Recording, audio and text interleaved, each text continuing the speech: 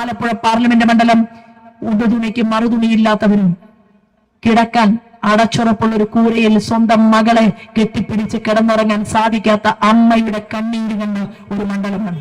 1 രൂപയ്ക്കായിരിക്കും നിങ്ങളുടെ MP ആയി ശോഭയെ തെരഞ്ഞെടുത്താൽ 1 രൂപയ്ക്ക് ഭക്ഷണം കൊടുക്കുന്ന ഗുരുദേവന്റെ പേരിലുള്ള 3 സെന്ററുകൾ നമ്മൾ ഈ ആലപ്പുഴ പാർലമെന്റ് മണ്ഡലത്തിൽ തുടങ്ങി. കോൺഗ്രസിനും മാർക്സിസ്റ്റ് പാർട്ടിക്കും കേരളത്തിൽ ഇവിടുത്തെ ജനക്ഷേമകരമായിട്ടുള്ള ഒരു പദ്ധതിയെങ്കിലും ഇന്ത്യയുടെ പ്രധാനമന്ത്രിയോട് ചോദിച്ചു വാങ്ങാൻ അവർ ലോക്സഭയിൽ എണീറ്റ് നിന്നിട്ടില്ല എന്നതാണ് സത്യം. അവരുടെ സമരം ചിദംബരത്തിനെ അറസ്റ്റ് ചെയ്തതിന്റെ പേരിലാണ്.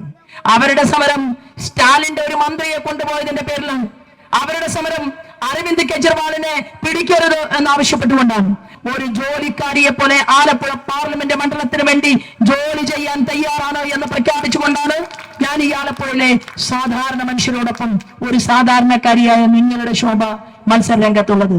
വിവിധ പ്രദേശങ്ങളിൽ പ്രവർത്തിക്കുന്ന ആളുകളെ കണ്ട് എന്റെ സഹപ്രവർത്തകന്മാർ പറയണം, ഇത്തവണ ആലപ്പുഴ പാർലമെന്റ് മണ്ഡലത്തിൽ നിന്ന് നിങ്ങളുടെ ശോഭയ്ക്ക് ഡൽഹിയിൽ പോയി മോദിജിയുടെ അടുത്തു ചെന്ന് ഈ നിങ്ങളുടെ മനസ്സിന്റെ വിചാരത്തെ അവിടെ പ്രതിഫലിപ്പിക്കാൻ ഒരവസരം തരണം എന്ന് പറയാൻ നിങ്ങൾ പോകണം. വരാൻ പോകുന്ന നാളുകളിൽ ആരാധനായിട്ടുള്ള നരേന്ദ്രമോദിയോടൊപ്പം ഈ രാജ്യത്തിന്റെ പാർലമെന്റിൽ ആലപ്പുഴയിലെ കയർ തൊഴിലാളികളുടെ പ്രശ്നം ചർച്ച ചെയ്യാൻ, മത്സ്യമേഖലയിൽ ജീവിക്കുന്ന കടലിനോട് മല്ലിടുന്ന സാധാരണക്കാരന്റെ അവന്റെ വികാരവും വിചാരവും നമ്മുടെ ലോക്സഭയിൽ ചർച്ച ചെയ്യാൻ, ഉൾനാടൻ മത്സ്യബന്ധനവുമായിട്ട് മുന്നോട്ട് പോകുന്ന കായൽ ഓരങ്ങളിൽ താമസിക്കുന്ന സാധാരണക്കാരായിട്ടുള്ള മനുഷ്യരുടെ അവരുടെ ആവശ്യങ്ങൾ ലോക്സഭയിൽ ഉന്നയിക്കാൻ, ഇവിടുത്തെ കയർ മേഖലയും കശുവണ്ടി തൊഴിലാളികളും പരമ്പരാഗതമായ എല്ലാ വ്യവസായങ്ങളും അത് പൂട്ടിക്കെട്ടലിന്റെ വക്കിൽ നിൽക്കുന്ന ഈ ആലപ്പുഴ പാർലമെന്റ് മണ്ഡലത്തിൽ ഒരു മുന്നേറ്റം ഉണ്ടാക്കണം എന്ന് ആഗ്രഹിച്ചുകൊണ്ട് ഇടതുപക്ഷവും വലതുപക്ഷത്തിനും പലതവണ അവസരം കൊടുത്ത ഈ പാർലമെന്റിലെ ജനങ്ങൾക്ക് അവർക്ക് മതിയായിട്ടുണ്ട്. കാരണം 10 വർഷക്കാലം ആരാധനായിട്ടുള്ള നരേന്ദ്രമോദി ഈ രാജ്യത്തെ ജനങ്ങൾക്ക് വേണ്ടി 300-ലധികം വരുന്ന പദ്ധതികൾ ആവിഷ്കരിച്ച് നടപ്പിലാക്കി. അതിവിടുത്തെ താഴെത്തട്ടിലേക്ക് എത്തിക്കാൻ സാധിക്കാത്തപ്പോൾ അതിന്റെ കാരണം കോൺഗ്രസിനും മാർക്സിസ്റ്റ് പാർട്ടിക്കും കേരളത്തിൽ ഇവിടുത്തെ ജനക്ഷേമകരമായിട്ടുള്ള ഒരു പദ്ധതിയെങ്കിലും ഇന്ത്യയുടെ പ്രധാനമന്ത്രിയോട് ചോദിച്ചു വാങ്ങാൻ അവർ ലോക്സഭയിൽ എണീറ്റ് നിന്നിട്ടില്ല എന്നതാണ് സത്യം. അവർ ഗാന്ധി പ്രതിമയ്ക്ക് മുന്നിൽ സമരം ചെയ്യുന്നു, അവർ ജന്തർ മന്ദിറിൽ സമരം ചെയ്യുന്നു. അവരുടെ സമരം എന്തിനാണ്? അവരുടെ സമരം ചിദംബരത്തിനെ അറസ്റ്റ് ചെയ്തതിന്റെ പേരിലാണ്. അവരുടെ സമരം സ്റ്റാലിന്റെ ഒരു മന്ത്രിയെ കൊണ്ടുപോയതിന്റെ പേരിലാണ്. അവരുടെ സമരം അരവിന്ദ് കെജ്രിവാളിനെ പിടിക്കരുത് എന്നാവശ്യപ്പെട്ടുകൊണ്ടാണ്. അവരുടെ സമരം പിണറായി വിജയന്റെ വീട്ടുപടിക്കലേക്ക് ഇടി വരരുത് എന്ന് പറഞ്ഞുകൊണ്ടാണ്.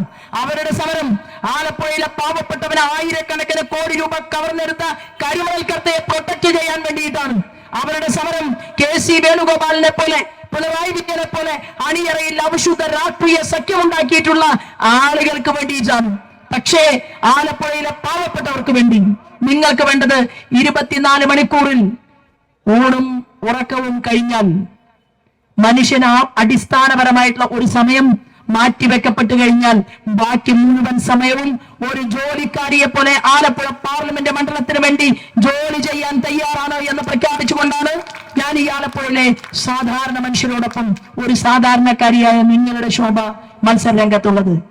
നിങ്ങൾ പോകണം, കോൺഗ്രസിന്റെയും മാർക്സിസ്റ്റ് പാർട്ടിയുടെയും പ്രവർത്തകരുടെ വീടുകളിൽ പോകണം, അവരുടെ കൈപിടിക്കണം, സാമുദായിക നേതാക്കന്മാരുടെ വീടുകളിൽ പോകണം, SNDP ശാഖയുടെ സെക്രട്ടറിയെയും പ്രസിഡന്റിനെയും കാണണം, NSSന്റെ നേതൃനിരയിൽ പ്രവർത്തിക്കുന്ന ആളുകളെ കാണണം, ധീവര സമൂഹത്തിന് വേണ്ടി പ്രവർത്തിക്കുകയും മുന്നോട്ട് പോവുകയും ചെയ്യുന്ന ആളുകളെ കാണണം, KPMSന്റെയും അതുപോലെ തന്നെ SC/ST മേഖലയിലെ വിവിധ പ്രദേശങ്ങളിൽ പ്രവർത്തിക്കുന്ന ആളുകളെ കണ്ട് എന്റെ സഹപ്രവർത്തകന്മാർ പറയണം, ഇത്തവണ ആലപ്പുഴ പാർലമെന്റ് മണ്ഡലത്തിൽ നിന്ന് നിങ്ങളുടെ ശോഭയ്ക്ക് ഡൽഹിയിൽ പോയി മോദിജിയുടെ അടുത്തു ചെന്ന് ഈ നിങ്ങളുടെ മനസ്സിന്റെ വിചാരത്തെ അവിടെ പ്രതിഫലിപ്പിക്കാൻ ഒരവസരം തരണം എന്ന് പറയാൻ നിങ്ങൾ പോകണം. പോയില്ലെങ്കിൽ നിങ്ങളല്ല ഈ ആലപ്പുഴ പാർലമെന്റ് മണ്ഡലം അതിന് തയ്യാറെടുപ്പ് നടത്തിയില്ലെങ്കിൽ ഇനിയും തീരശോഷണം ഉണ്ടാകും. ഇനിയും കടലോര മേഖലയിലെ മക്കൾക്ക് വീണ്ടും വീണ്ടും കരയേണ്ടി വരും. പൊതുമേഖലാ സ്ഥാപനം എന്നുള്ള വ്യാജ മുഖ്യമന്ത്രി പിണറായി വിജയന്റെ മകൾക്ക് മണലൂറ്റി കൊടുക്കാൻ വേണ്ടി കൊണ്ടുവന്ന അശാസ്ത്രീയമായിട്ടുള്ള തോട്ടപ്പള്ളി സ്പിൽവേ മണലൂറ്റ് കേന്ദ്രമായിട്ട് മാറും.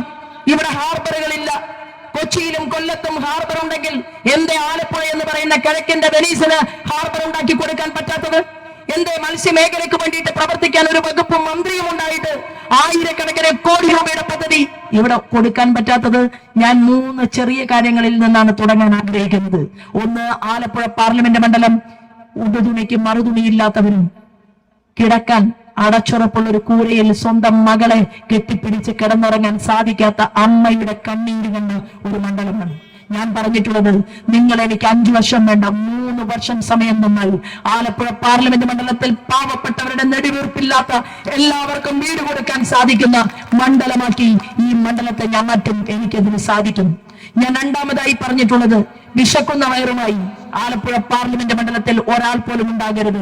1 രൂപയ്ക്കായിരിക്കും നിങ്ങളുടെ MP ആയി ശോഭയെ തെരഞ്ഞെടുത്താൽ 1 രൂപയ്ക്ക് ഭക്ഷണം കൊടുക്കുന്ന ഗുരുദേവന്റെ പേരിലുള്ള 3 സെന്ററുകൾ നമ്മൾ ഈ ആലപ്പുഴ പാർലമെന്റ് മണ്ഡലത്തിൽ തുടങ്ങി. അത് എന്റെ പ്രഖ്യാപനമാണ്. 25,000 രൂപയുടെ സ്കോളർഷിപ്പ് 17 വയസ്സ് കഴിഞ്ഞ പെൺകുട്ടിക്ക് കൊടുക്കും. അത് മരണപ്പെട്ടു പോയിട്ടുള്ള നമ്മുടെ ഇന്ത്യയുടെ പ്രധാനമന്ത്രി നരേന്ദ്രമോദിജിയുടെ സ്വർഗീയായിട്ടുള്ള അമ്മ ഹീരാബന്റെ പേരിലായിരിക്കും എന്റെ പെൺകുട്ടികൾക്ക് ഞാൻ പ്രഖ്യാപിച്ചിട്ടുള്ള 25,000 രൂപയുടെ സ്കോളർഷിപ്പ് കൊടുക്കുന്നത്. പ്രിയപ്പെട്ടവരെ, അവിടെ നിന്ന് നമ്മൾ തുടങ്ങി. കുടിവെള്ളം കൊടുത്ത്, കടലോര മേഖലയിൽ പുലിമുട്ട് നിർമ്മിച്ച്, കടൽഭിത്തി നിർമ്മിച്ച്, അവിടെ ഹാർബറുകൾ സൃഷ്ടിച്ച്, നിങ്ങളുടെ മത്സ്യമേഖലയ്ക്ക് ആവശ്യമായിട്ടുള്ള ഞാൻ കാണിച്ചു തരാം എങ്ങനെയാണ് ഒരു നാട്ടിൽ അധികാരിക്ക് ഒപ്പിടാൻ ഒരു പേന കിട്ടിയാൽ എങ്ങനെയാണ് ജനങ്ങളോടൊപ്പം നിന്നുകൊണ്ട് പ്രവർത്തിക്കുക എന്ന് ഞാൻ നിങ്ങളുടെ മുന്നിൽ കാണിക്കാം. 2 തെരഞ്ഞെടുപ്പുകളിൽ 2ാം സ്ഥാനത്ത് വന്ന ഒരാളാണ്. എനിക്കുറപ്പുണ്ട്, എന്റെ അമ്മമാർ, സഹോദരന്മാർ എന്നെ കൈ ചേർത്ത് പിടിച്ചിട്ടുണ്ട്. കരുതലും കാവലുമായി നിങ്ങൾ ഈ പൊടിവെയിലത്ത് കഷ്ടപ്പെട്ട് പ്രവർത്തിക്കുന്നുണ്ട്. തീർച്ചയായിട്ടും അത് നരേന്ദ്രമോദിജിയുടെ ഗ്യാരണ്ടിക്കുള്ള വോട്ടാണ്. ശോഭയെ കുറിച്ച് മാത്രം ചിന്തിച്ചിട്ടല്ല. ആ നരേന്ദ്രമോദിയുടെ ഗ്യാരണ്ടിയോടൊപ്പം നിങ്ങളുടെ ശോഭയുടെ 30 വർഷത്തെ പൊതുപ്രവർത്തനത്തിന്റെ പാരമ്പര്യവും ചേർത്ത് വെച്ചുകൊണ്ട് നമുക്ക് ഈ നാടിനെ മാറ്റിമറിക്കണം എന്ന് മാത്രം പറഞ്ഞുകൊണ്ട് എന്റെ തെരഞ്ഞെടുപ്പ് ചിഹ്നം താമരയാണ്. താമരയിൽ വോട്ടർപ്പിക്കണമെന്ന് അപേക്ഷിച്ചുകൊണ്ട് എനിക്കിവിടെ നൽകിയ സ്വീകരണത്തിന് ഹൃദയപൂർവ്വം നന്ദി അറിയിച്ചുകൊണ്ട് ഞാൻ എന്റെ വാക്കുകൾ നിർത്തുന്നു. വന്ദേ മാതരം.